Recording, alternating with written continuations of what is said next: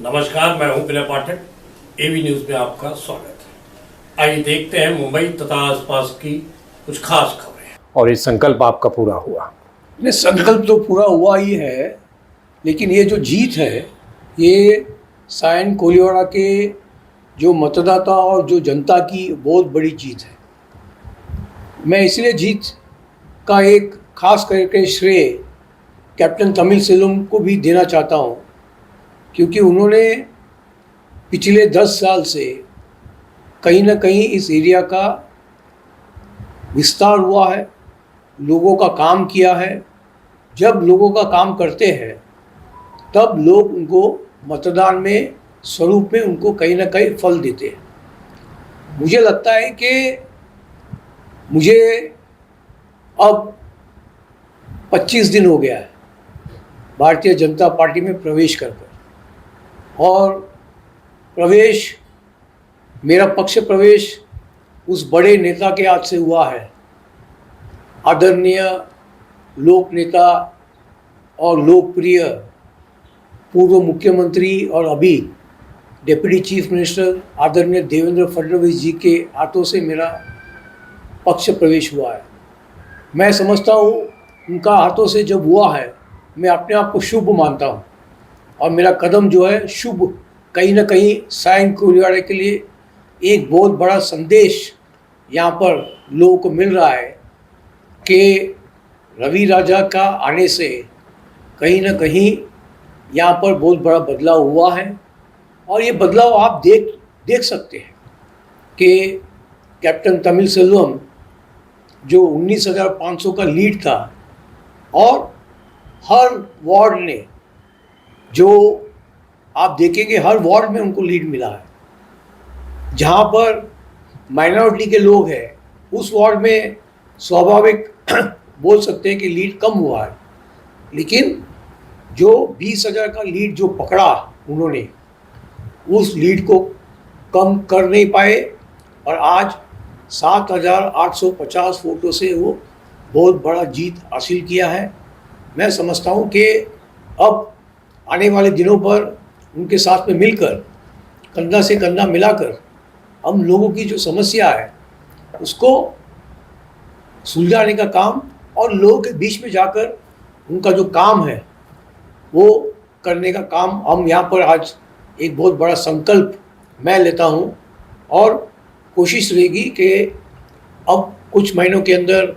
महानगर पालिका का चुनाव जो है होने वाला है, और हमारा प्रयास रहेगा कि इस महानगर पालिका का चुनाव में जितने भी सीटें हैं, 7 वार्ड हैं,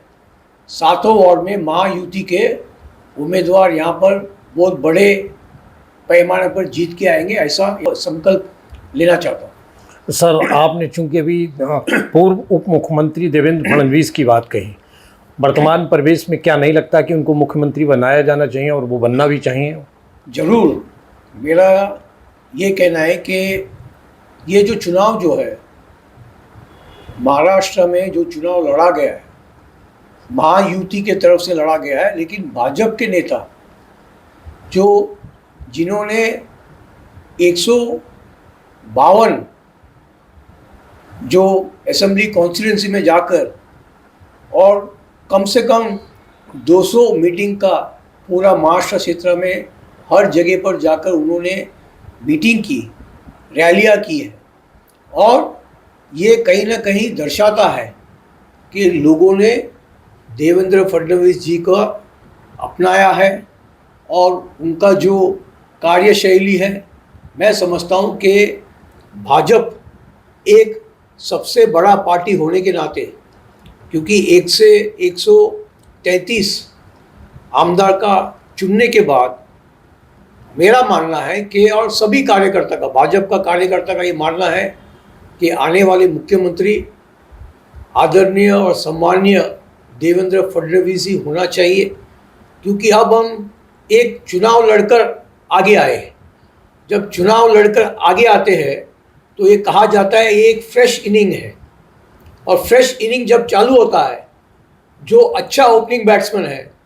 जो खेल सकता है, जिनको पूरा महाराष्ट्र का ज्ञान है, मैं समझता हूँ, और जैसे उन्होंने 2.5 साल इस महायुति को चलाया है, मैं समझता हूँ कि सभी लीडर के साथ में मिलकर वो अपने नेतृत्व में, देवेंद्र फडणवीस जी के नेतृत्व में महाराष्ट्र का मुख्यमंत्री जो है देवेंद्र फडणवीस साहब बनना चाहिए। ऐसे सभी कार्यकर्ता और जो जनता,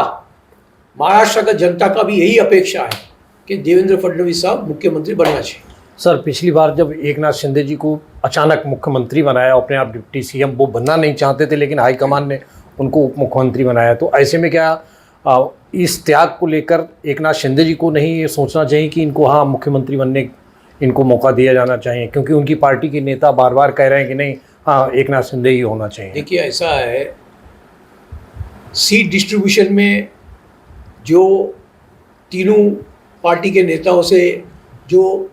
एक दूसरे से बात कर कर उन्होंने एक अंडरस्टैंडिंग से जब सीट डिस्ट्रीब्यूशन अच्छी तरीके से हो गया, मुझे लगता है कि ये जो है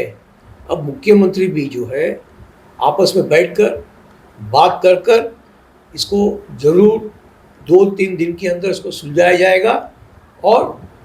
इसमें दिल्ली के जो वरिष्ठ नेता है, आदरणीय पंतप्रधान जी हैं, आदरणीय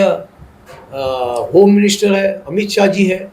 और जेपी नड्डा जी जो भाजपा के अध्यक्ष हैं, ये सब मिलकर कहीं ना कहीं बात कर कर सभी नेताओं से बात करेंगे, महायुति के नेताओं से, और कहीं ना कहीं एक रास्ता 2-3 दिन में हो जाएगा। और मैं समझता हूँ कि जो आज ये दिखता है कि आदरणीय देवेंद्र फडणवीस साहब मुख्यमंत्री बनना चाहिए, ऐसे लोगों की मांग है। मेरी मांग तो वही है कि आदरणीय देवेंद्र फडणवीस साहब भी बनना चाहिए, क्योंकि उनको अनुभव है। ऐसे नहीं बोलता हूँ कि दूसरे को अनुभव नहीं है। एकनाथ शिंदे साहब ने बहुत अच्छा 2-2.5 साल में बहुत अच्छा काम किया उन्होंने। अजीत पवार साहब ने भी अच्छा काम किया, उनको भी अनुभव है। शिंदे साहब को अनुभव है। महायुति के तीनों गठबंधन इसीलिए सफल हुए कि तीनों में अंडरस्टैंडिंग बहुत अच्छी है, बहुत बढ़िया अंडरस्टैंडिंग है। और जो हिसाब से इन्होंने जो तरीके से इलेक्शन में गए और जो हर जिले में, हर असेंबली कॉन्स्टिट्यूंसी में जो रैलियां की, जो सभाएं की है, उससे पता चलता है कि इनकी अंडरस्टैंडिंग बहुत अच्छा है।